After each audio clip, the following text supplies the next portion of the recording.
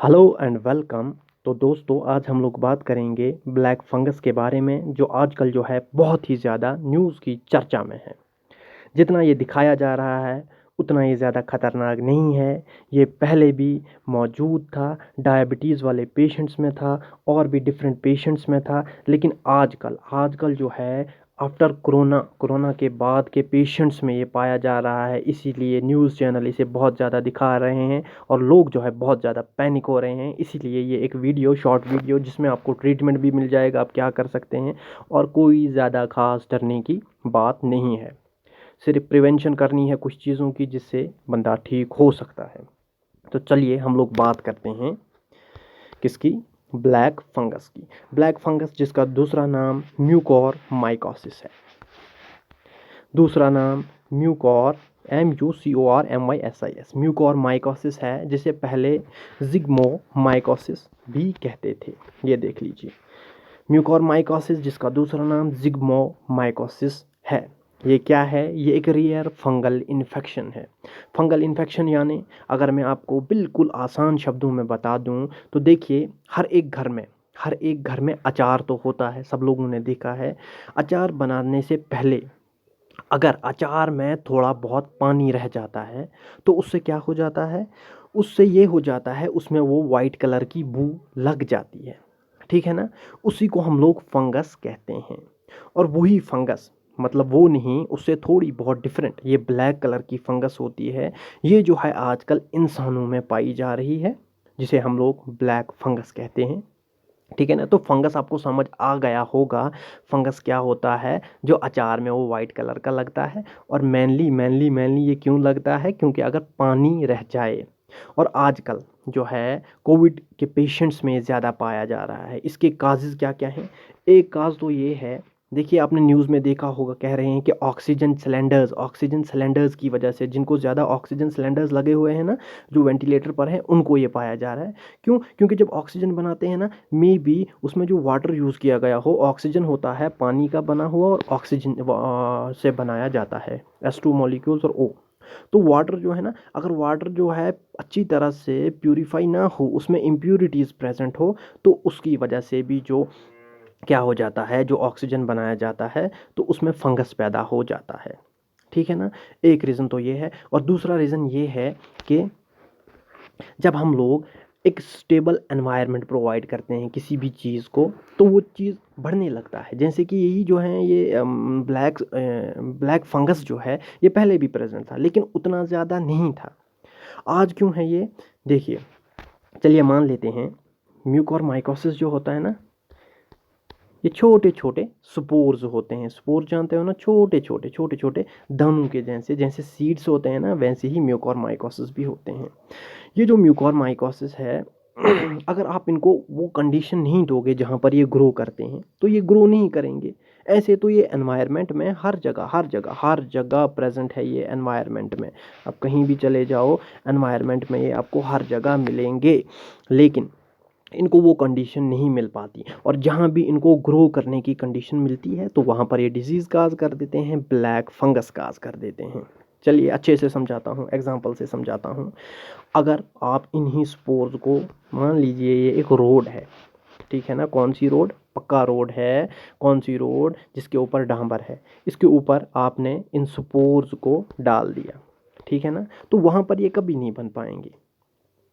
ये स्पोर्स जो है, मैं आपको ये एग्जांपल कौन सी ले रहा हूँ, स्पोर्स आप यहाँ पर कंसीडर करिए कौन से, पैडी, धान के जो सीड्स होते हैं या कोई भी सीड्स, अगर आप कहाँ पर डालते हैं, रोड के ऊपर डालते हैं, तो वहाँ पर वो कभी ग्रो नहीं करेंगे। अगर आप वही सीड्स, पैडी के सीड्स, वीट धान के सीड्स या वीट गुंदम के सीड्स आप लोग किसी कीचड़ में डाल देते हो, ठीक है ना, तो वहाँ पर ये इजीली ग्रो करेंगे, क्योंकि यहाँ पर इनको अब कंडीशन मिल गई, वो एनवायरनमेंट मिल गया जहाँ पर ये ग्रो कर सकते थे। इसी तरह से ये जो स्पोर्स हैं, जब इन स्पोर्स को वो कंडीशन मिल जाए जहाँ पर ये ग्रो कर सकते हों, तो वहाँ पर ये बनते हैं। जैसे कि किसी इंसान का ऑपरेशन हो गया, ऑपरेशन के बाद मान लीजिए ऑर्गन ट्रांसप्लांट कर दिया गया, तो ऑर्गन ट्रांसप्लांट करने के बाद उसको, उस पेशेंट को क्या किया जाता है, उसे इम्यूनो सप्रेस्ड मेडिसिन्स दी जाती हैं। मतलब जो हमारा इम्यून सिस्टम होता है, जो हमारी अंदर की वो विल पावर होती है ना, जो इम्यून सिस्टम जो बीमारियों से लड़ता है, B cells T cells produce करता है, उनको उनको जो है रिड्यूस किया जाता है, उस इम्यून सिस्टम को कम किया जाता है, ताकि हमें जो है मतलब हमारा बॉडी जो ऑर्गन ट्रांसप्लांट किया है हमने, वो उसे एक्सेप्ट कर पाए। ठीक है ना। तो उस टाइम उस कंडीशन जब हमारा इम्यून सिस्टम बहुत ज़्यादा वीक होता है, उस टाइम बीमारी लगने के चांसेस बहुत ज़्यादा होते हैं। तो उस टाइम ये हो सकता है। इसी तरह से हमारे ब्लड के अंदर न्यूरोफिल्स होते हैं, NEUROPHILS, न्यूरोफिल्स होते हैं हमारे ब्लड के अंदर। उनका काम क्या होता है, कोई भी बाहर का ये पैथोजन आ जाए, जैसे कि ये ब्लैक फंगस है, म्यूकोरमाइकोसिस है, तो ये क्या करता है, ये देख लीजिए, मान लीजिए ये है हमारा न्यूट्रोफिल और ये है हमारा छोटा सा क्या पैथोजन ब्लैक फंगस। तो जैसे ही ये जो है इसको देखता है ना, तो ये इस तरह का हो जाता है और इसको जो है अंदर ले लेता है, एनगल्फ कर लेता है, खा जाता है। ठीक है ना। और हमें डिजीज़ नहीं होती। लेकिन लेकिन लेकिन यहाँ पर एक कंडीशन है, अगर अगर अगर क्या हो जाए, ये न्यूट्रोफिल्स जो हैं कम हो जाएं। मान लीजिए हमारे ब्लड में 40,000, एग्जांपल फ़र्ज़ कर लीजिए 40,000 होते हैं, यही अगर कुल 100 बच जाएं तो क्या होगा, ये पैथोजेंस बहुत ज़्यादा बढ़ जाएंगे और डिजीज़ काज हो सकती है। इसी तरह से कोई दवाई खाते हैं हम लोग, जैसे कि जिसे कैंसर होता है ना, कीमोथेरेपी उसे दी जाती है, तो ये बहुत कम हो जाते हैं। ठीक है ना। तो उस टाइम भी ये कम खा पाते हैं। या अगर और कोई डिज़ीज़ हो जाए, बहुत सारी डिजीज़ होती हैं जिसकी वजह से न्यूट्रोफिल्स की पावर जो है ना बिल्कुल ख़त्म हो जाती है। अगर एक न्यूट्रोफिल फ़र्ज़ करते हैं, अगर एक न्यूट्रोफिल मान लीजिए 1 घंटे में 200 इन स्पोर्स को खा सकता था, तो ये कुल 5 या 6 खा पाएगा। ठीक है ना। तो यहाँ पर ये बढ़ रहा है, तब भी ये डिज़ीज़ हो सकती है। तो दोस्तों ये एक ब्रॉड व्यू था थोड़ा बहुत, अब आपको समझ आ गया होगा ये डिज़ीज़ क्यों हो रही है। इसी को हम लोग PDF के द्वारा भी थोड़ा बहुत पढ़ेंगे। तो म्यूकोरमाइकोसिस, जिसे हम लोग प्रीवियसली कहते थे ज़ाइगोमाइकोसिस, ये फंगल डिजीज़ है। ठीक है ना। जो किसकी वजह से हो जाती है, मोल्ड्स की वजह से हो जाती है। मोल्ड जो है it is a type of fungi. ठीक है ना। These fungi live through out the environment, अभी मैंने बताया हमारे एनवायरनमेंट में ये हर जगह प्रेजेंट होते हैं, स्पेशली सॉयल में पाए जाते हैं। ठीक है ना।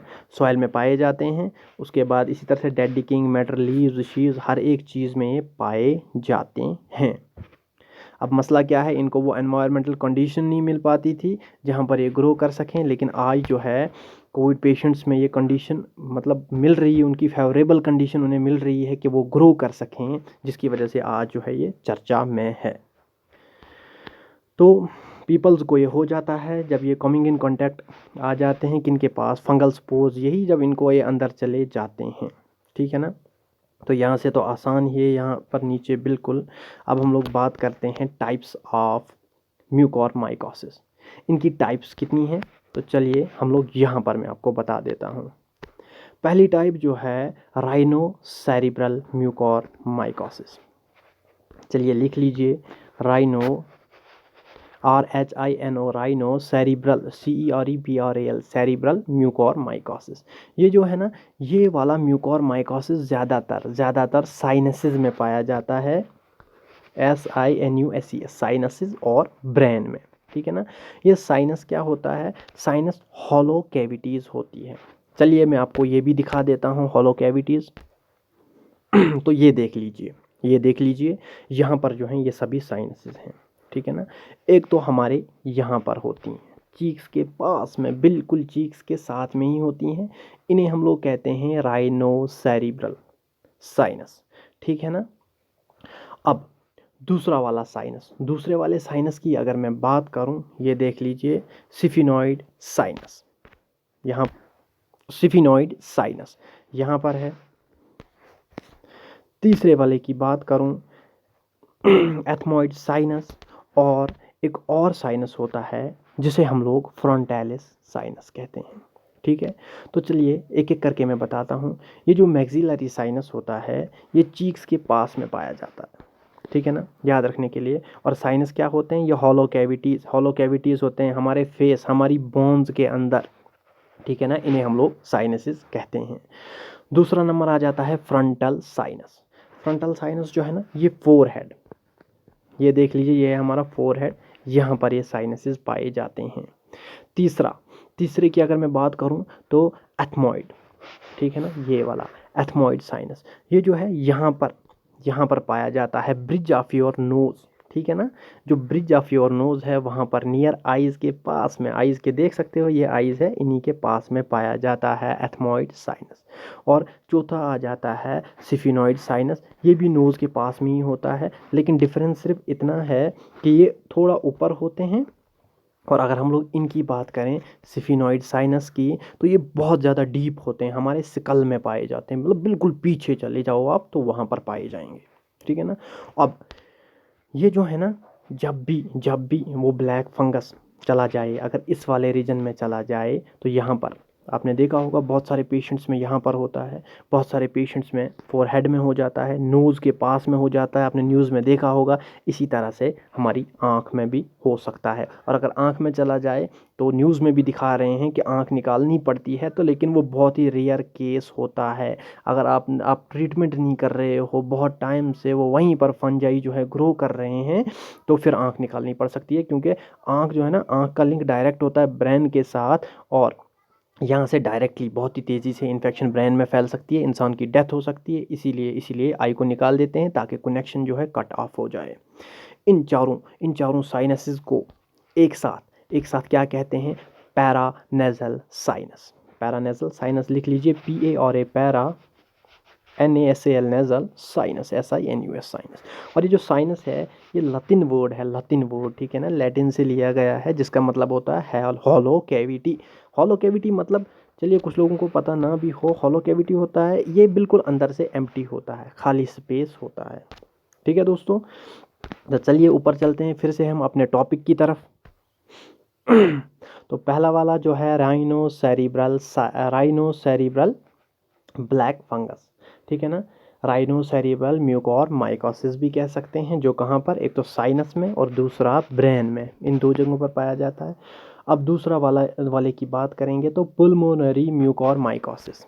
पुल्मोनरी का मतलब ही होता है लंग्स, ठीक है ना, तो ये लंग्स में पाया जाता है। और ये क्यों पाया जाता है लंग्स में ही? क्योंकि ज़्यादातर जब ऑर्गन को ट्रांसप्लांट किया जाता है ना, या जब हम लोग स्टम्प सेल्स को ट्रांसफ़र करते हैं, स्टम्प सेल्स जो होते हैं ना, स्टम्प सेल्स कहते हैं जो न्यूली बॉर्न बेबी होता है, नया बच्चा जो पैदा होता है, उसके सेल्स को ट्रांसफ़र किया जाता है। चलिए छोड़िए, उतना डेप्थ जाने की ज़रूरत नहीं है।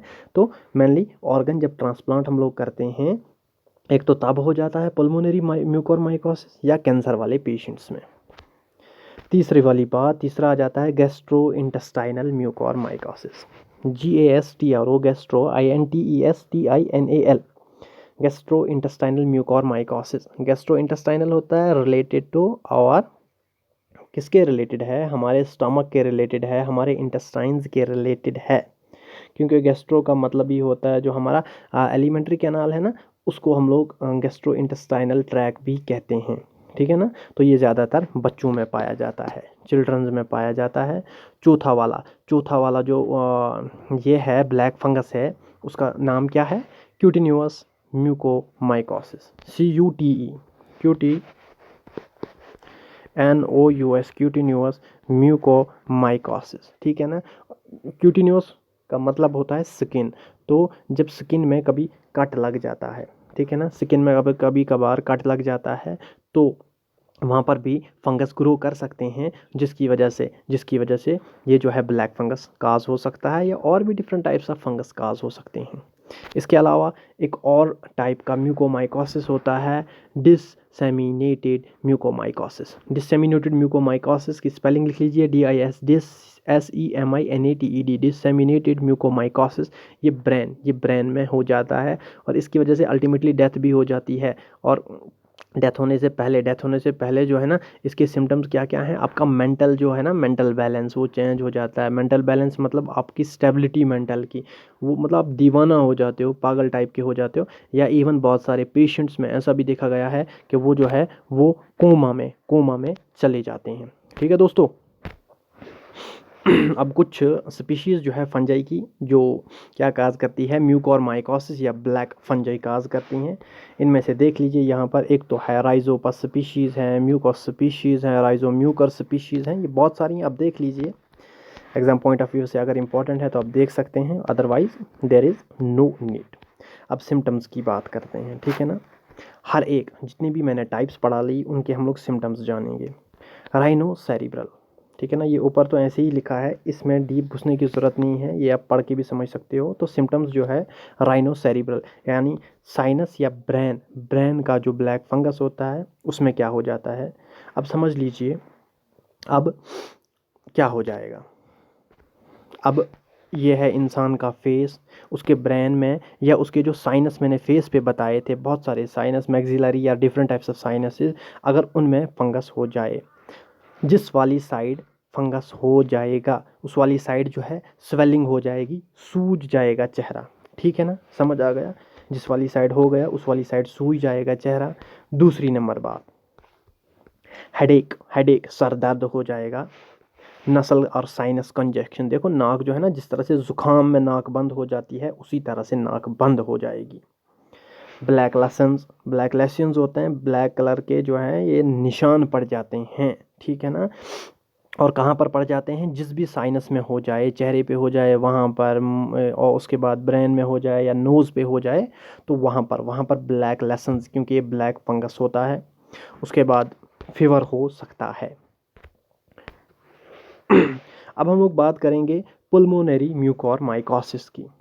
पुल्मोनरी जो है लंग्स का जो म्यूकोरमाइकोसिस होता है उसमें क्या हो जाता है, फीवर शिवर हर जगह कॉमन होता है, उतना ज़्यादा घुसने की ज़रूरत नहीं है। तो लंग के रिलेटेड है तो याद आप लोग रखेंगे, एक तो शॉर्टनेस ऑफ ब्रीथ, सांस लेने में बहुत ज़्यादा परेशानी होगी, और दूसरा चेस्ट पेन, छाती में दर्द। देखो ना, अब लंग्स याद रखो, लंग्स कहाँ पर होते हैं, चेस्ट वाली साइड में। एक एग्जांपल दे रहा हूँ, तो आपको चेस्ट में एक तो पेन करेगा, और दूसरी नंबर बात सांस लेने में प्रॉब्लम होगी क्योंकि लंग्स में ये फैला हुआ है। तीसरी नंबर बात क्यूटिन्यूस जो होता है ना, क्यूटिन्यूस होता है, क्यूटिन्यूस मतलब ही होता है स्किन। तो अगर स्किन में हो जाए तो एक तो अल्सर्स हो जाते हैं, ब्लिस्टर्स यानी फोड़े बन जाते हैं ब्लैक कलर के, ठीक है ना।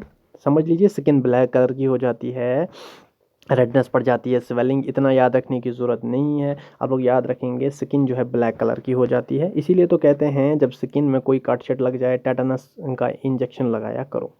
Last one is symptoms of gastro intestinal, यानी कि गैस्ट्रो इंटेस्टाइनल ट्रैक के रिलेटेड म्यूकोरमाइकोसिस अगर हो जाए तो देख लीजिए एब्डोमिनल पेन, ठीक है ना। एब्डोमिन जो है छाती के नीचे वाले पार्ट को कहते हैं, तो उसमें जो है दर्द शुरू हो जाएगा। समझ लीजिए आप, पेट शेट वाले सारे एरिया में दर्द शुरू हो जाएगा। नॉजिया एंड वॉमिटिंग होती है उल्टी, नॉजिया होता है फीलिंग आ जाना उल्टी की, और गैस्ट्रो इंटेस्टाइनल ब्लीडिंग, ये फंजाई जो है बहुत हार्मफुल है, ये जो है हमारे इंटेस्टाइन्स के अंदर ब्लीडिंग भी कॉज कर सकता है। अब हम बात करते हैं कि म्यूकोरमाइकोसिस जो है ये होता किन को है, ज़्यादातर होता किन को है। अभी मैंने ऊपर ही बता दिया, जिनका इम्यून सिस्टम बहुत ज़्यादा कमज़ोर हो उनको ये हो सकता है, जिनको डायबिटीज़ हो उनको हो सकता है, लेकिन डायबिटीज़ भी छोटी मोटी नहीं, जिनको अनकंट्रोल्ड 500 600, ठीक है ना, जिनको अनकंट्रोल्ड डायबिटीज़ हो वहाँ पर हो सकता है। क्यों? क्योंकि स्पोर्स जो होते हैं ना, स्पोर्स, इनको ज़िंदा रहने के लिए कीटोन्स की ज़रूरत पड़ती है। साइंस स्टूडेंट समझ रहे होंगे कीटोन्स क्या होते हैं, तो आपको उतना ज़्यादा समझने की ज़रूरत नहीं है, आप कीटोन्स याद रख लीजिए। कीटोन्स, KETONES, कीटोन्स की ज़रूरत पड़ती है। अगर इन स्पोर्स को बॉडी के अंदर कीटोन्स मिल जाए, क्योंकि कीटोन्स जो है ना डायबिटिक पेशेंट्स में बहुत ज़्यादा होते हैं, तो उनको एक एनवायरमेंटल कंडीशन ये अच्छी खासी मिल जाती है, इनको खाना मिल रहा है, कीटोन्स मिल रहे हैं, तो ये अल्टीमेटली बहुत ज़्यादा ग्रो करेंगे, ठीक है ना। इसलिए कहते हैं अपने डायबिटीज़ को कंट्रोल में रखा करो। एक वो मशीन आ जाती है छोटी सी डायबिटीज़ वाली, तो उससे देखा करो हर रोज़ शुगर लेवल कितना है, शुगर लेवल जो है बहुत ज़्यादा नहीं बढ़ना चाहिए, ठीक है दोस्तों।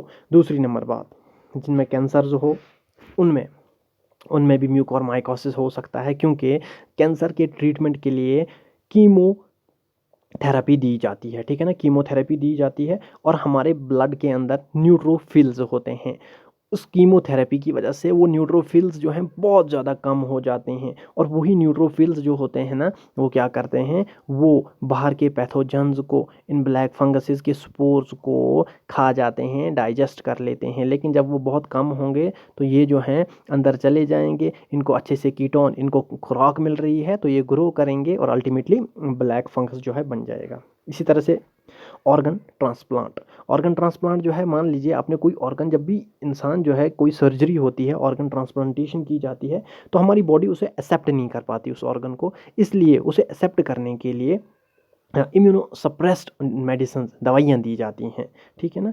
तो उसकी वजह से हमारी इम्यूनिटी जो है बहुत ज़्यादा कंप्रोमाइज़ या कम हो जाती है, रिड्यूस हो जाती है। उस टाइम डिजीज़ लगने के चांसेस बहुत ज़्यादा होते हैं, क्योंकि हमारी बॉडी जो है उन पैथोजेंस के साथ नहीं लड़ सकती। तो ऑर्गन ट्रांसप्लांट के दौरान भी ब्लैक फंगस हो सकता है।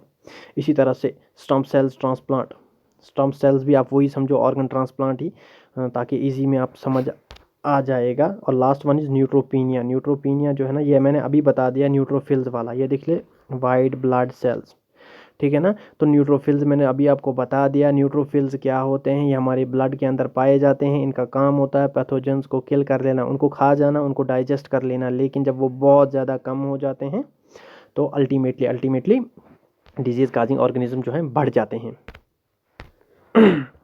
अब हम लोग बात करते हैं ट्रीटमेंट की। तो ट्रीटमेंट जो है, आप एहतियात ज़्यादा बरतें, ठीक है ना। एहतियात, दवाइयाँ आती है, एंटी फंगल ड्रग्स आती हैं, न्यूज़ चैनल्स दिखा रहे हैं। आजकल तो शायद कमी है फंगल ड्रग्स की, लेकिन अगर मैं ट्रीटमेंट की बात करूँ ना, तो चलिए लिख लीजिए फिर भी, एम्फोटेरिन बी, AMPHOTERIN, एम्फोटेरिन बी, इसे जो है वाया वीन्स से चढ़ाया जाता है। या दूसरा है पुसाकोनेज़ोल, पुसाकोNAZOLE, पुसाकोनेज़ोल। इन्हें जो है वीन से चढ़ाया जाता है, और टैबलेट्स की फॉर्म में भी आता है। कौन कौन सा, यही पुसाकोनेज़ोल आ जाता है, इसे हम लोग खा सकते हैं। और अगर ये जो है ना, ये बहुत ज़्यादा ब्लैक फंगस बढ़ जाता है, इसके लिए सर्जरी करा लेते हैं, सर्जरी करानी पड़ती है और उस अफेक्टेड पोर्शन को निकाल लिया जाता है। और भी एंटी फंगल ड्रग्स है, जैसे कि फ्लूकोनेज़ोल है, वेरिकोनेज़ोल है, लेकिन इनको ब्लैक फंगस के लिए यूज़ नहीं किया जाता। एहतियात यही है, आप लोग इनको वो एनवायरमेंटल कंडीशंस प्रोवाइड ना करें जिनसे वो ग्रो करते हैं। अपने डायबिटीज़ लेवल का ध्यान रखें। अगर आपकी सर्जरी हुई है, घर में बैठें, ताकि ये जो है अंदर घुस के आपको हार्म ना कर सके, क्योंकि आपका न्यूट्रोफिल लेवल बहुत कम है, आपकी इम्यून सिस्टम जो है बहुत वीक है। और थोड़ा बहुत गर्म पानी पिया करें, ताकि अगर ये जब इनिशियल स्टेज में होते हैं तो वहीं से ये किल हो जाएं। तो चलिए दोस्तों, आई होप आप सब लोगों को ये समझ आ गया होगा। इसी के साथ अगली नेक्स्ट वीडियो और किसी टॉपिक कर लाएंगे, और आई होप आपको समझ आ गई होगी। कमेंट सेक्शन में ज़रूर देखना चाहेंगे। तो चलिए, okay, bye bye bye bye bye.